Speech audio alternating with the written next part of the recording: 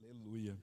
Você que trouxe sua Bíblia, por gentileza, Jeremias, capítulo de número 33, versículo de número 3. Jeremias, capítulo 33, versículo 3.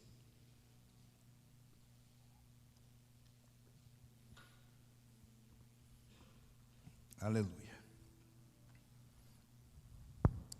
Hoje eu quero falar com vocês, nessa noite, sobre pedido de socorro. Jeremias 33, versículo 3 diz assim: Invoca-me e te responderei, anunciar-te-ei coisas grandes e firmes que você não sabe. Vou ler novamente. Invoca-me e eu te responderei, te falarei coisas grandes e firmes que você não sabe. Pode se sentar em nome de Jesus. Aleluia. Graças a Deus. Se tem uma coisa que todos nós temos, na verdade não é uma coisa, é uma necessidade. Todos nós temos necessidade de ser ouvido. Não é carência ou algo desse tipo, mas no final das contas é bom, a gente se sente importante ser ouvido. Notar que a pessoa que está conversando com você, ela está prestando atenção no que você fala e que ela está entendendo o que você fala. Enquanto você fala, ela se compromete com todo o seu ser, visão, audição, tato. Ela se compromete em ouvir você, em entender você. Em alguns casos de necessidade, abraçar você, segurar a sua mão, te dar uma dica, um conselho. O fato é que todos nós temos uma necessidade de ser ouvidos. Nós queremos que nos ouçam. E não é um desejo de chamar a atenção, é uma necessidade. Deem importância para aquilo que a gente fala. Todo mundo quer ser ouvido. E é extraordinário que existem pessoas que têm a condição de ouvir, e não apenas como quem ouve, quem fala, mas tem pessoas que têm o ouvido tão apurado que elas conseguem identificar notas no meio de um aglomerado de sons, batidas. Ela consegue entender, ouvir com um ouvido absoluto notas musicais de uma maneira tão simples, tão fácil. E uma pessoa que não tem um ouvido absoluto, ela vai dizer, mas para mim isso é só barulho. Mas para a pessoa que tem um ouvido apurado para a música, ela enxerga notas musicais, ela enxerga as melodias. Então ela tem a condição de escutar acima, além do que uma pessoa que não tem essa condição de ouvido apurado. E por que isso é importante? Nos dias atuais, com esse sentimento que nós temos dentro do nosso coração, de querer ser ouvido, nós temos levantado as nossas orações diante de Deus, os nossos choros, nossas lágrimas, na esperança de que Deus nos ouça. E para uma pessoa desesperada, tudo o que ela deseja é ser ouvida. Você vê em filmes e alguns casos bem reais, de pessoas que, por algum tipo de acidente aéreo ou marítimo, acabam indo parar numa ilha deserta e gritar não dá, porque ninguém vai ouvir a muitos e muitos quilômetros de distância, mas o desejo de ser ouvido, que precisa ajuda, que quer ser salvo, faz com que essa pessoa vá até a areia da praia e escreva um SOS, que é a sigla para o pedido de socorro, na tentativa de que um avião, porventura, passe por ali, e um avião, vendo a sigla internacional de socorro, pedido de ajuda, seja identificado que alguém ali está precisando de ajuda. E quem lá está, naquela areia da praia, espera que, se porventura o avião passar, que olhe para baixo, porque é o único jeito dessa pessoa ser achada, ou algo desse tipo. Temos linguagem de sinais, temos código Morse, que o código Morse, para quem não sabe, é uma linguagem que é totalmente feita com 2 símbolos, é um ponto e um traço. Cada letra significa uma quantidade de ponto e uma quantidade de traço.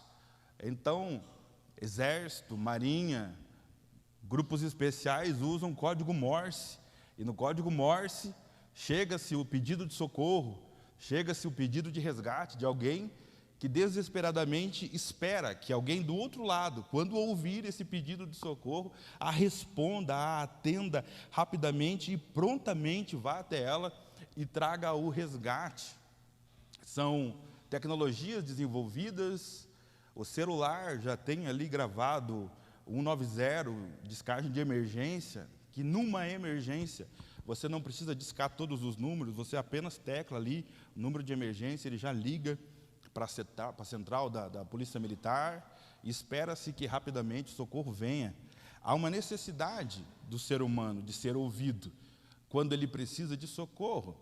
E agora, fugindo de toda essa esfera humana, tecnologia e condição de auxílio, é que o Deus que nós servimos, ele não apenas tem a condição de ouvir as notas musicais, não tem apenas a condição de interpretar código Morse, ou seja lá o que for, de saber onde está a pessoa que caiu do avião, em qual ilha, em qual ponto no oceano. Não é disso que eu quero falar. Mas eu quero falar para o fato de que, quando você fala com Deus, o Senhor te ouve, o Senhor te localiza, o Senhor te entende, e o desespero do nosso coração não fica satisfeito em saber que Deus nos ouve, Deus nos entende. Nós queremos é que Deus resolva o nosso problema, pois afinal de contas é por isso que nós estamos clamando, é por isso que nós estamos pedindo socorro. O texto que nós lemos, abertamente o profeta Isaías, ele diz: assim diz o Senhor, se vocês me invocarem, se vocês clamarem, se vocês pedirem, então eu virei a vocês, e eu responderei a vocês aquilo que vocês não sabem, e eu direi a vocês coisas que vocês não sabem, e por não saber, é por isso que a gente está pedindo socorro. E o extraordinário é que Deus não apenas diz que vai te ouvir quando você falar com Ele, é que Deus vai te responder quando na oração você questioná-lo. Mas não é questionar como quem duvida, é quando você argumentar possibilidades na sua oração.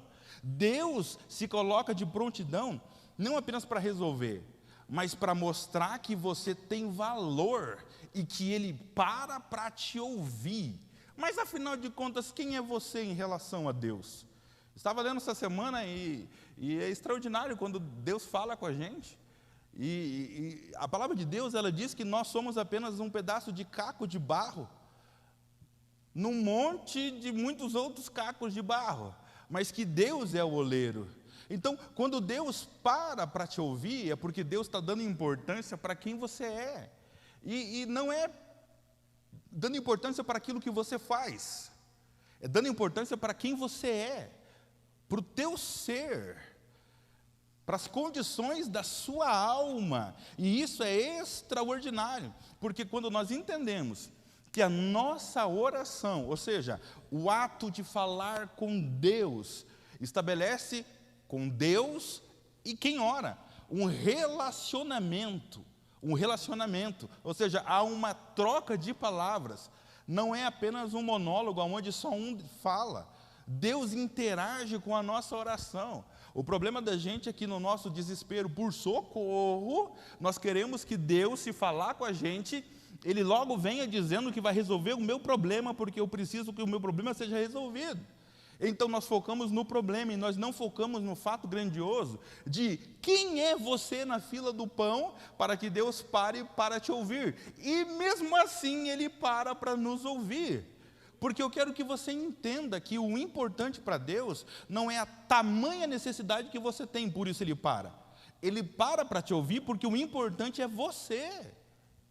E é por isso que a oração não pode ser deixada de ser feita. Porque na oração, quem ora, muda. E é extraordinária, porque a gente ora pedindo coisas, a gente ora pedindo que Deus faça coisas.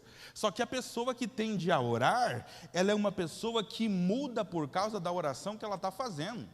Porque na oração você não pode e não deve focar no teu pedido. Na oração você deve focar na fidelidade de Deus. Não sei se Ele vai fazer, não sei se é sim, não sei se é não, eu só sei que Ele pediu para eu orar. Então eu falo com Ele não num tom de desespero, porque eu sei que eu tenho um Deus que disse que vai me ouvir. A diferença das pessoas que não conhecem a Deus e que elas têm apenas um pensamento positivo, é que elas dizem, se Deus quiser, vai acontecer, e se Deus não quiser? Se Deus quiser, não vai acontecer, ponto, é um fato. Só que a pessoa que ora, ela deve entender isso, que não acontecer também é um fato, onde Deus pode operar, o não acontecimento daquilo que você quer. Só que, quando Deus estabelece, se você clamar, eu vou ouvir e vou te responder, e eu vou te anunciar coisas que você não sabe, essas coisas que você não sabe, talvez sejam justamente o motivo pelo qual Deus não responde com um sim. Porque quando Deus não responde com um sim, Deus está pautado em coisas que você não sabe. E é por isso que muitas vezes a pessoa fica infeliz, eu oro, mas não acontece, eu peço, mas não acontece. Que tal você começar a pedir para Deus mostrar, falar, revelar, anunciar, seja lá qual for a palavra, para você as coisas que você não sabe? Porque talvez tudo que você precisa seja um pouquinho de mais luz no teu relacionamento com Deus, para entender do porquê muitas coisas são fáceis de acontecer na vida de qualquer um, e não precisa ser a pessoa que mais ora. Por que tantas coisas demoram tanto? Quando a gente vai fazer uma comparação da nossa vida com pessoas da Bíblia, irmão, na Bíblia tem mulheres que oraram, tiveram filho. Na Bíblia tem pessoas que oraram no leito de morte, ganharam mais 15 anos de vida. E talvez esse não seja o seu caso, mas eu quero que você veja o tamanho da importância, porque todas as vezes que Deus veio e anunciou coisas que essas pessoas não sabiam, como por exemplo a gestação de uma criança para uma mulher que não podia gerar, Deus veio falando de coisas que ela não sabia. Ela pedia um filho, e Deus veio falando do que ela não sabia, vou te dar um filho, mesmo você não podendo gerar, e o filho nasceu.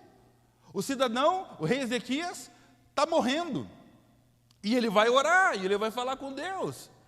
Então ele fala com Deus, mas não num tom desesperado, num tom de quem está morrendo. Ele apenas fala com Deus: Senhor, o Senhor conhece todas as coisas, a minha vida, o Senhor sabe tudo.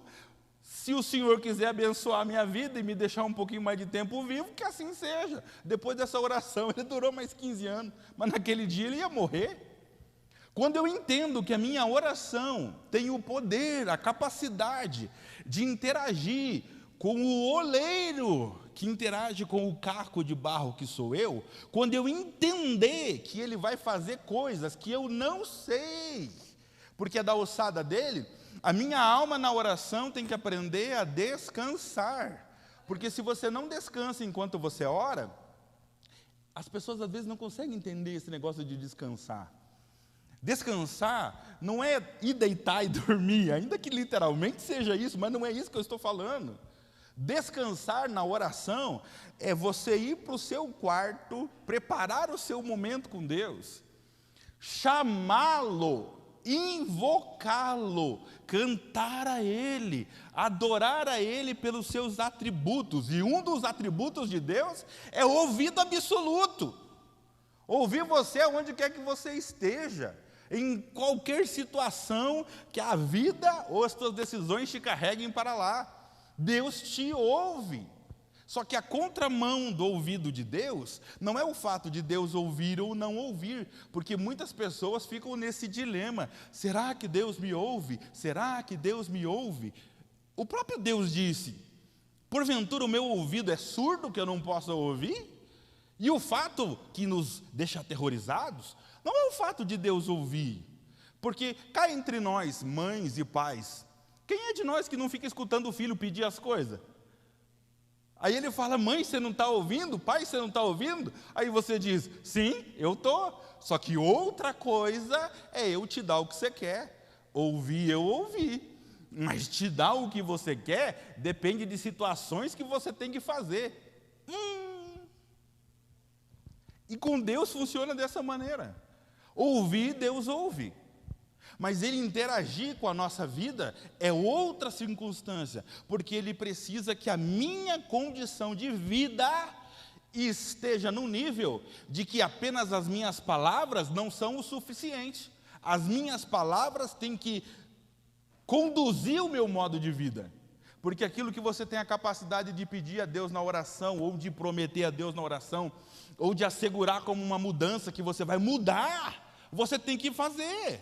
Porque de que adianta Deus ouvir o que você fala com a sua boca e o seu coração está pensando em outra coisa? E alguém vai dizer, mas isso é possível? É lógico que é. É possível sim, você falar com Deus uma coisa e a tua mente está pensando em outra coisa, o seu coração está focado em outra coisa. É simples, quer ver? Você normalmente cumpre com os votos que você mesmo vota? Você realmente cumpre com as promessas que você se compromete? Se você não cumpre, é sinal de que a boca fala uma coisa e o coração faz outro tipo de juramento. Só que Deus, quando olha para nós, Ele não vê o que você fala como uma coisa distinta daquilo que você faz. Quando Deus olha para nós, o que você fala e o que você faz é uma coisa só. É por isso que muitas das vezes o que Deus espera de nós não é apenas oração, mas o que Deus espera de nós é uma mudança de comportamento, para que então Ele venha e responda a oração. Nós achamos que pedir é a chave, embora haja na Bíblia contexto para pedir. Pede e vos será dado. Batei e abrirá. Está falando de insistência. Mas não está falando de insistência descompromissada. Não está falando de um desejo descomunal de que eu quero. Não. Infantilidade. Está falando de insistência naquilo que é importante para você e por isso você não para de pedir. E não é pedir, é entrar em juízo com Deus. Porque chega um momento que na sua oração, o Senhor quer saber dos teus motivos pelo qual você está pedindo. E aqui o negócio começa a estreitar, porque a gente já saiu da condição de gente que só pede. Porque a maioria é gente que só pede e nem sabe o que fazer se Deus der. Agora entramos na condição onde Deus entra em juízo conosco. E esse é o ponto onde você deve justificar nas suas orações o do porquê você espera que Deus faça aquilo que você está pedindo. Para que você espera que Deus faça aquilo que você está pedindo? Irmão, eu já vi casos de oração, de a cidadã orar a Deus pedindo para o outro casal separar, para ela casar com o marido que era da outra. E alguém vai dizer que isso é oração. Eu já vi gente falando com Deus. Ai, bem que podiam bater no meu carro para o seguro vir e me dar um carro novo. Isso é oração? A pessoa está desejando que alguém venha e bata no carro dela. E as pessoas vão dizer que isso é oração. Então, você vê que a intenção dessas coisas são ruins, são más, são malignas. A mulher que quer separar o outro para pegar o marido da outra, está usando o fato de que Deus é bom e ouve todo mundo para fazer uma oração dessa. Só que o fundamento de não cumprimento é que Deus disse, o que Deus uniu, ninguém separe. Jamais será respondida essa oração dessa mulher. Só que essa mulher vai começar a dizer, porque não aconteceu o desejinho do coração dela, Deus não é fiel, Deus não cumpre o que fala. Mas é lógico, o teu comportamento não é adequado, porque o que Deus tem para você não é o da outra, o que Deus tem para você é teu, ponto. Quando nós alinhamos uma mudança de entendimento, é aqui que acontece a oração. Aqui acontece a oração. Quando eu entendo o que Deus quer de mim, como Ele quer de mim. Você já parou para pensar que a maioria dos grandes homens de Deus eram todos ricos, milionários, trilhardários? E não é a maioria dos crentes que são ricos, milionários e trilhardários? E a Bíblia diz que Deus é dono do ouro e dono da prata. E que sem reserva, Ele abre o seu bom tesouro para todo mundo que chegar perto dEle. Todo mundo chega perto dele, mas por que Deus não enriquece a vida de todo mundo? Comportamento. Se você não é fiel nem com dízimo, nem com oferta, nem com vir na igreja, nem com sua esposa, nem com seu marido, nem com seus filhos, nem com seu trabalho, se você não é fiel à promessa de nunca mais beber, de nunca mais fumar, se você não é fiel àquela promessinha de segunda-feira, né? Vou começar a dieta. Você não está sendo fiel nem a você. É comportamento, é o nosso comportamento que quebra a nossa própria fidelidade. O nosso comportamento não quebra a fidelidade de Deus, mas impede a fidelidade de Deus vir e ser uma atuante na nossa vida. Por quê? Porque a palavra de Deus diz que o servo do Senhor, ele é abençoado quando entrar e ele é abençoado quando sair. Você vai ser bênção quando te chamarem para nova empresa. E se um dia você sair, vai ser bênção porque você vai para uma situação melhor. Só que a gente não vive dessa maneira. Por quê? Porque a gente entra num desespero quando falta emprego. A gente começa a clamar desesperadamente, sem entender que o melhor está preparado para nós, só que nós não sabemos. Porque nós tendemos a achar que Deus não vai tratar o nosso comportamento na falta e na escassez daquilo que a gente precisa. Tudo com Deus é um ensinamento de pai para filho. E principalmente no que você não tem e você está pedindo, Deus vai te ensinar a conviver com isso. Para quê? Para amadurecimento, porque quem ora muda. Não é quem ora adquire, quem ora muda, porque ele passa a refletir sobre o que lhe falta. Ele passa a refletir sobre como ele gostaria que fosse. Ele para a refletir que sem Deus não dá. Então nós mudamos quando nós oramos. E quando nós não oramos, não temos o hábito de falar com Deus sobre nada. Vamos na igreja, mas não temos o hábito. Não somos de oração, ora lá por nós, o pessoal que é adepto dos 6 horas, né? 6 horas por mim, 6 horas por mim, e está tudo bem. Ora, se os teus projetos dependem de você, você vai entregar os teus projetos na mão da outra pessoa? Se você não está se colocando na condição de você cuidar daquilo que é teu, porque se o Senhor vai anunciar para você coisas grandes e firmes que você não sabe, o Senhor vai anunciar sobre os teus projetos, só que você não sabe. E você vai ficar a vida inteira colocando na mão dos outros? Para os outros orarem? Talvez os outros nem orem. E aí, quem que vai cobrir você de oração? Se você mesmo não se cobrir de oração. O clamor, ele é diferente. Porque você pode vir durante um certo tempo baseado na oração. Vai lá, a oração do Pai Nosso, beleza, bonitinho, maravilha. Agora, o que está dentro do seu coração vai ser expresso com as suas próprias palavras. E quando as suas palavras começam a sair do seu jeito, engasgado mesmo, às vezes talvez tentando imitar alguém que você já viu orar, mas quando as tuas palavras saem em direção a Deus, é nesse momento que a oração é feita. A palavra de Deus nos ensina que você não deve fazer orações repetidas. Ele não está falando de repetição de palavras, ainda que seja. Mas Deus está dizendo o seguinte: quando você fala comigo, eu não fico prestando atenção na sua boca, eu observo o seu coração. E Deus, quando fala sobre não ficar orando nas esquinas, Ele está falando, você não precisa orar para se aparecer, para as pessoas verem que você ora muito, que você sabe muito, que você fica citando um monte de versículo, que você fala, excelentíssimo, grandioso, exaltado. Deus está olhando o coração.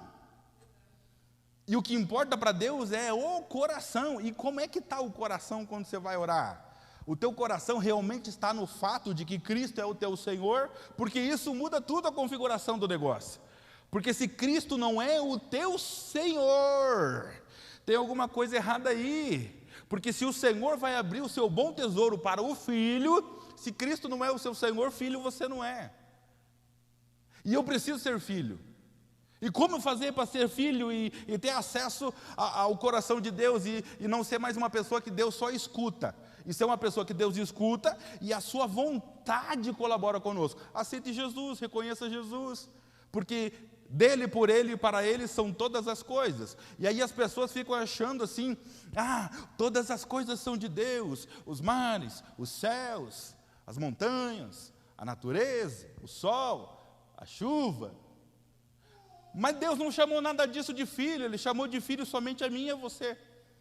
E quando Ele deseja interagir com a gente na oração, é para que você entenda que o Deus que fez todas essas coisas Ele quer interagir com os seus problemas. Foi Jesus que disse isso. Vinde a mim todos vós que estão cansados e sobrecarregados, e eu vos aliviarei. O que ele está dizendo? Ele está dizendo o seguinte: você, ser humano, caco de telha, que está cansado de carregar seus B.O. sozinho, porque você não sabe dividir seus problemas. Você carrega tudo sozinho, e tem um detalhe, você não vai conseguir carregar. Mas se você vier a mim e trocar comigo, pegar o meu fardo que é levinho, eu vou carregar carga, você não. Essa troca é feita pela oração, e nós não sabemos fazer isso na oração. Porque se você não desapega do que te machuca, do que pesa, do que te incomoda, se você não se desapega a tal ponto de você fazer uma troca com Deus, significa que você está se negando a viver leve. Significa que você assumiu um comportamento de carregador de peso, carregador de fardo.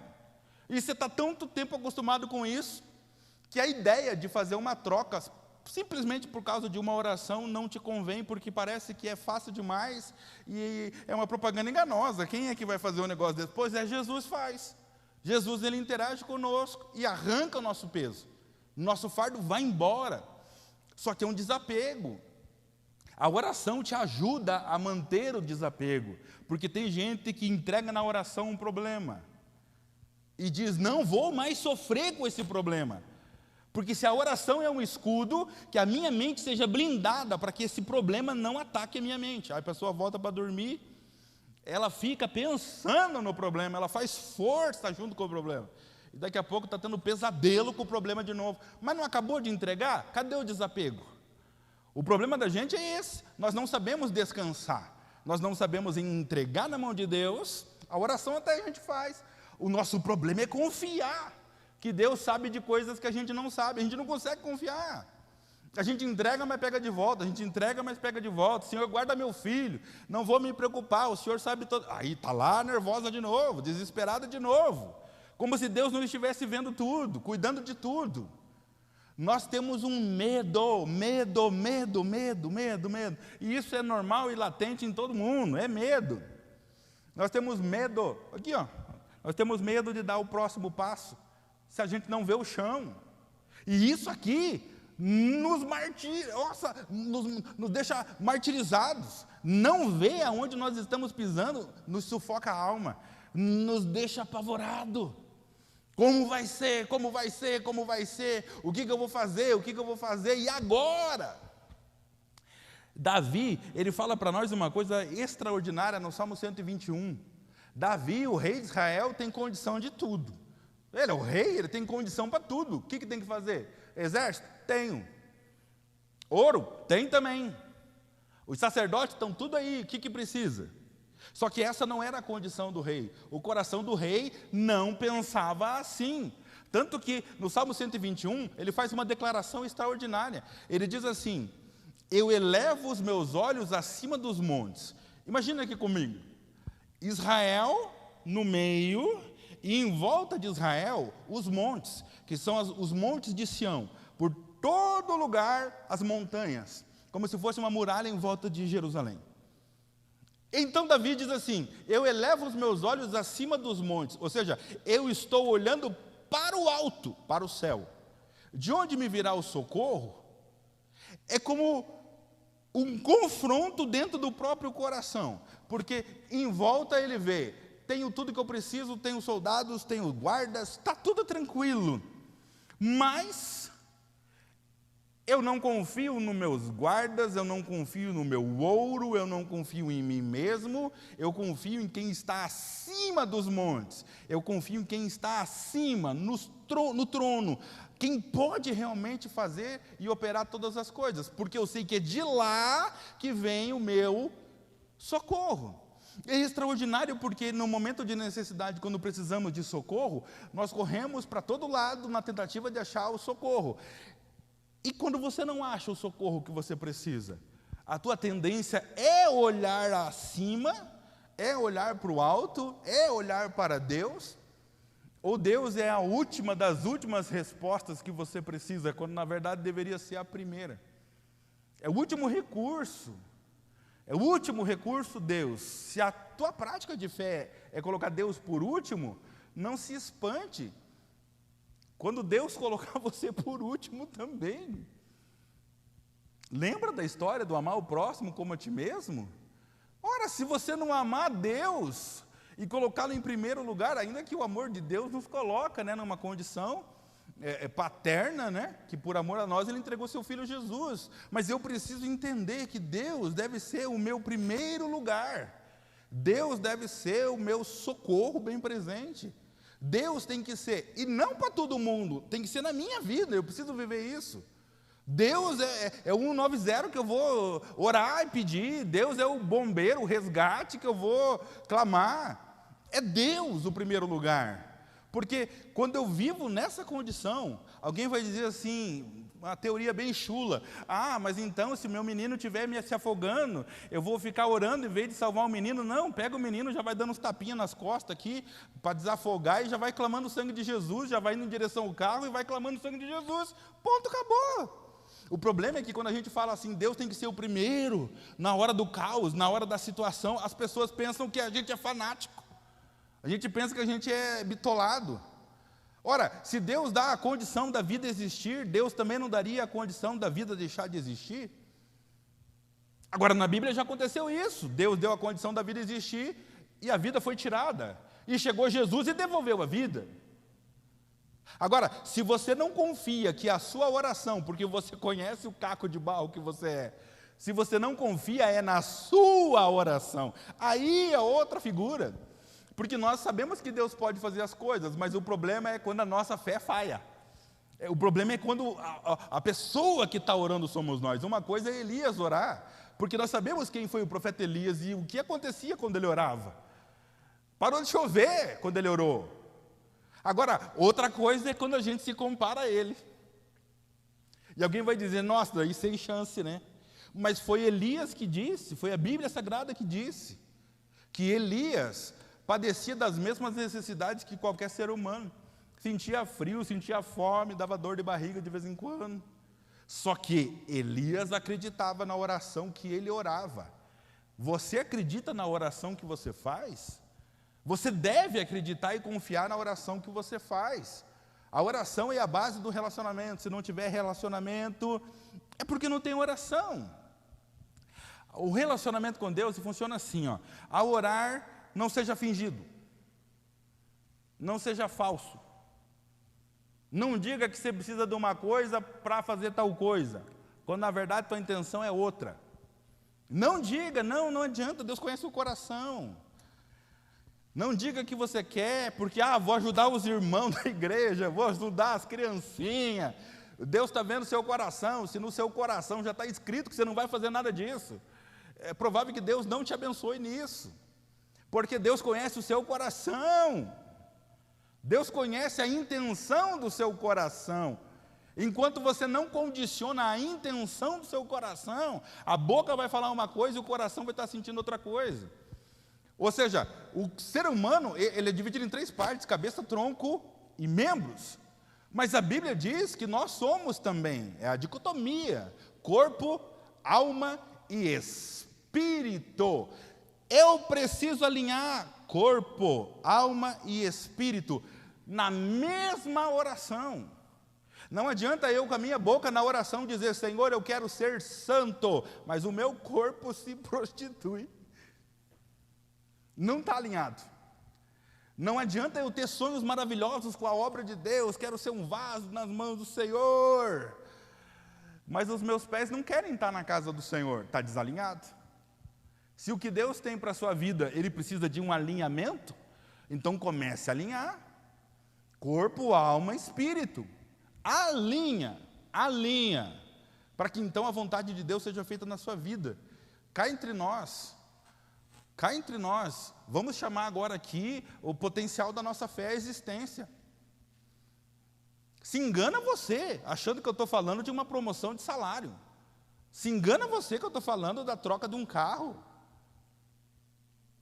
Irmão, é só você ter um score bom, você vai lá, você compra um carro.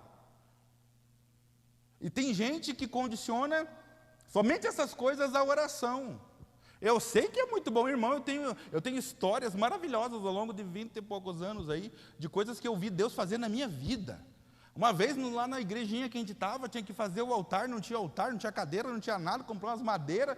Eu tinha só um dinheirinho para comprar as madeiras, e era o dinheirinho que eu ia comprar, eu usar para comprar o meu sapato, porque à noite tinha inauguração da igreja.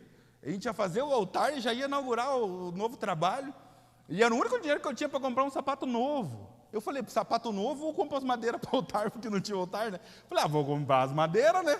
Depois nós damos jeito. Naquele dia, à noite, uma senhora foi no culto e ela me deu R$500 de oferta. E ela falou assim, compra para você uma roupa bonita, para quando eu vir no culto, te ver bonitão no culto. Falei, uau! Peguei o meu dinheirinho do sapato, comprei as madeiras para fazer o altar para Deus. À noite, Deus me devolveu o dinheiro do meu sapato em dobro. Não estou falando de você comprar as coisas, de você ter dinheiro para fazer as coisas. Eu estou falando de você ter a condição de fé, de dizer, eu posso comprar o sapato amanhã, semana que vem, quando Deus me der graça, mas o altar da casa de Deus eu preciso para hoje. A fé pronta para fazer o que é preciso para que o nome de Deus seja glorificado. E se engana você, se eu estou dizendo para você, acha você que eu estou dizendo para você dar dinheiro na igreja, não é isso que eu estou falando. Eu estou dizendo que quando você se move, cabeça, coração, alma, financeiro também, na mesma condição, você tem certeza de que o que você está fazendo não vai dar errado, porque Deus é fiel e não vai deixar faltar. É disso que eu estou falando, quando você alinha a sua vida, o cuidado de Deus te acha. Quando você decide andar por fé, o cuidado de Deus te acha e o Senhor te supre com muito mais daquilo que você precisa. Agora, ouse orar, ouse falar com Deus, ouse falar que você acredita que Deus pode fazer. Esses testemunhos maravilhosos, esses exemplos maravilhosos que a gente vê na internet, os pessoal de empresa quando se reúnem e mostram os slides de como era antes, começou pequenininho e agora a gente vê, e muitos de nós aqui se enxerga ali. Puxa, comecei assim, mas ainda estou pequeno. Que tal começar a colocar o teu pequeno sonho na mão de um Deus que pode todas as coisas e conhece o dia de amanhã e sabe coisas que você não sabe? O grande problema é que a gente sempre se acha um caco. E se você potencializar então o caco que você é com a tua oração, até o ponto de você começar a virar já um bloco de concreto, um muro, uma fortaleza. Tudo que Deus espera é que alguém tenha a ousadia, ouça com atenção. Tudo o que Deus espera é que alguém tenha a ousadia de conversar com Ele sobre coisas impossíveis. Porque para coisas impossíveis acontecer na vida de gente comum, alguém vai ter que começar a falar com Deus sobre coisas impossíveis. E o nosso medo das coisas impossíveis é que a gente não sabe o chão, o que vem depois. A gente não sabe. Então a gente começa a ter medo de orar e falar coisas com Deus. Que tal começarmos a falar do que Deus quer fazer da vida da gente? Quantas vezes você escutou alguém dizendo para você que Deus tem um plano na sua vida? E você acha o quê? Que o plano que Deus tem na sua vida é carro novo, casa nova, piscina, chacrinha? Deus tem um plano na sua vida que excede a essas coisas. Deus tem um plano de libertação, transformação, porque quem ora, muda. Deus tem um plano de libertação para as nossas almas. Está bonito, está bonito, tem carro, tem casa, mas o peso não sai da alma. Como é que tira com dinheiro essas coisas? É isso que a oração faz.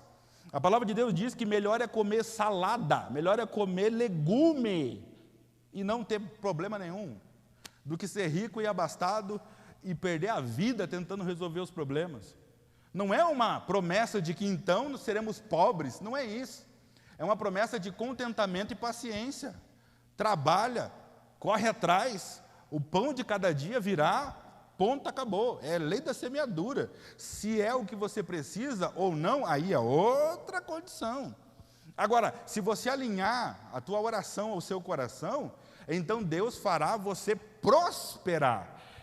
E prosperar, ainda que pareça, não tem nada a ver com ter dinheiro. Explico.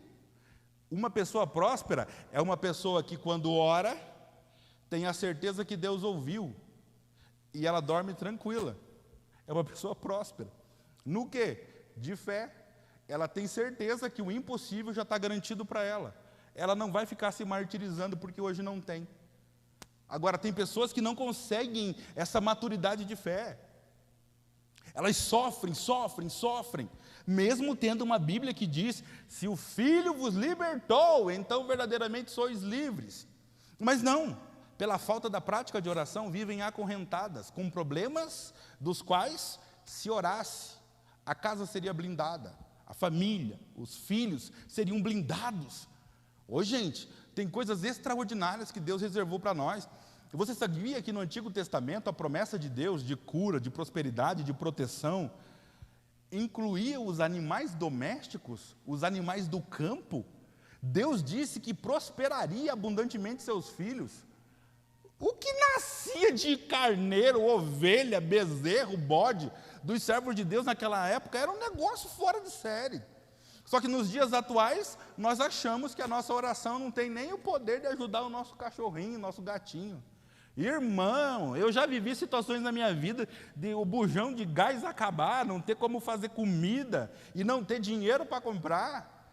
Abraçar o bujão e chorar junto com o bujão.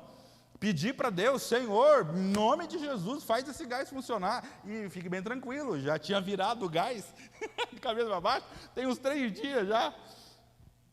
E o bichinho vai, continua durando. Você faz arrozinho, você faz o feijãozinho, e você vai testando a fé. Agora eu vou fazer até um franguinho, e o franguinho vai saindo.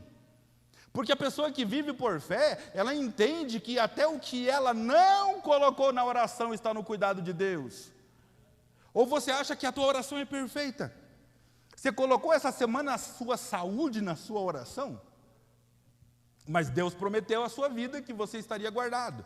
E se você necessitasse de tratamento médico, Deus prometeu que Ele mesmo afofaria o seu travesseiro no seu leito de enfermidade.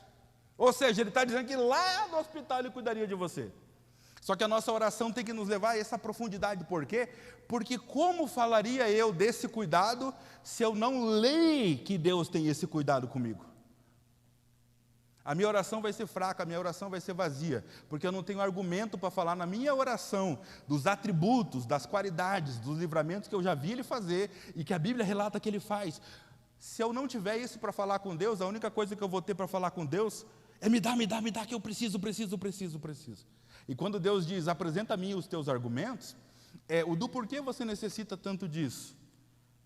Filtra isso pelos princípios da palavra de Deus. Não queira para ser arrogante, não queira para ser maior, não queira para aparecer.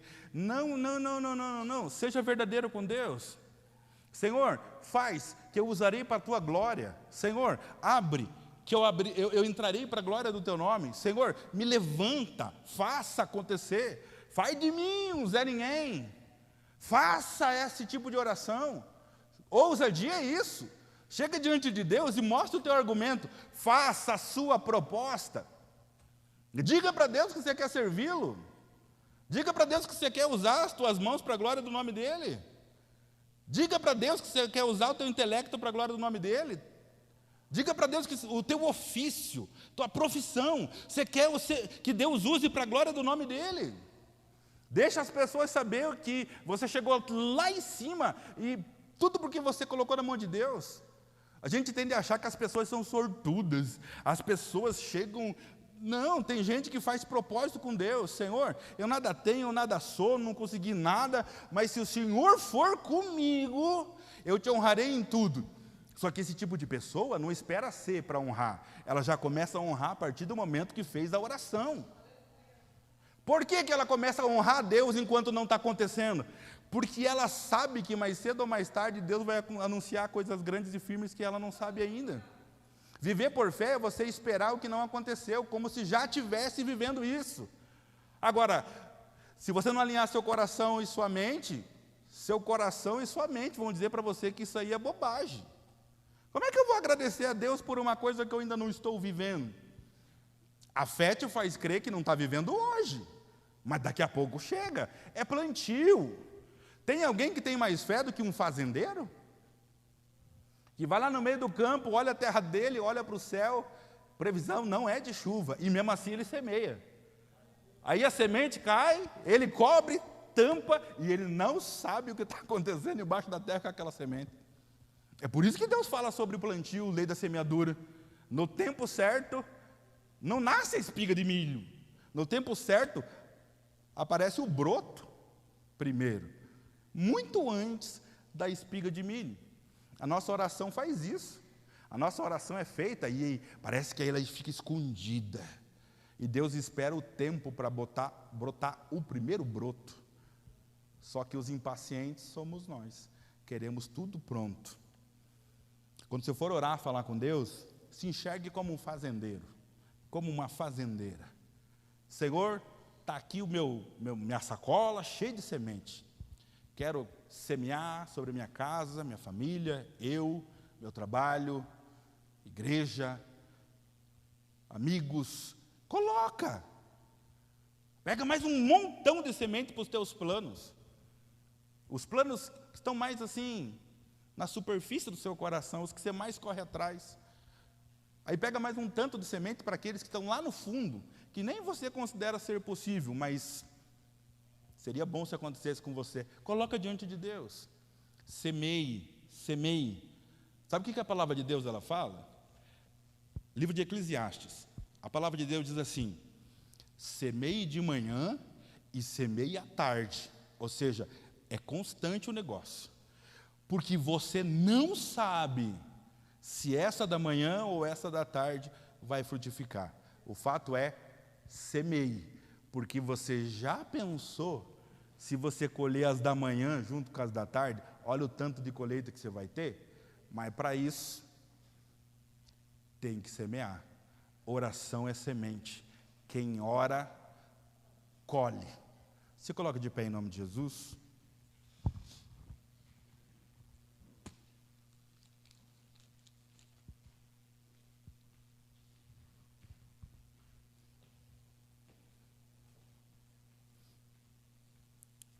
Aleluia.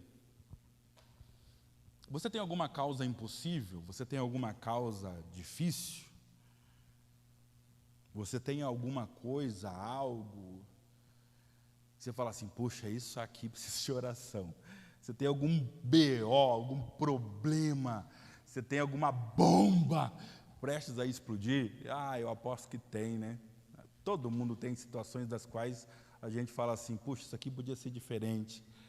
E por que a gente não consegue mudar essas coisas? Já parou para prestar atenção? Que as coisas que você não consegue mudar com a força da sua mão, o único jeito é se Deus entrar em ação. É por isso que Ele colocou a oração, até porque vendo Ele está. Só que Ele precisa que alguém queira esse tipo de mudança. Eu quero que você coloque a mão no seu coração, por gentileza, você feche os teus olhos. E que agora você se coloque nessa condição de olhar para dentro, alinhar sua mente, seu coração, suas palavras. Nessa breve pausa, refletir na sua vida. A palavra de Deus diz que a oração do justo é poderosa nos seus efeitos. E você é um desses, você é um dos justos. E a oração é poderosa. Nós vamos orar. E do fundo do meu coração, eu desejo que você coloque no teu coração agora. E que você faça uma semeadura por fé. Pedindo a Deus. Não tem problema. Se enquanto você reflete, para pensar, os olhos pesam, um ressentimento surge, uma lágrima brota, o desespero, o pedido de socorro, será que ninguém me vê aqui? Hoje eu vim falar aos desesperados, aos aflitos, aos cansados, aqueles que acham que falar com Deus já não vale mais a pena. Eu vim falar com os sonhadores e sonhadoras, que têm deixado de sonhar, porque as coisas não têm acontecido como gostariam. E você sempre foi sonhadora, sempre pensando, sempre planejando, e de repente parou. Não é o fim, é hora do resgate. Senhor Deus Todo-Poderoso, em nome de Jesus, nos reunimos em Tua presença nessa noite, Pai, e alinhamos o nosso coração com o Seu. E dentro de tudo que nós ouvimos, nós queremos apresentar a Ti, Senhor, nossas fraquezas, nossos medos, nossos defeitos. Tudo isso nos fazem ter comportamentos, ações, caminhos, escolhas que nos levam para longe ou a não viver o que o Senhor tem para nós. E queremos Te pedir perdão por isso. Queremos pedir ao Senhor que pegue o nosso fardo, Pai, o peso da alma. A gente não fala para ninguém, mas está ali. A gente não reclama com ninguém, mas está incomodando aquele peso, Pai.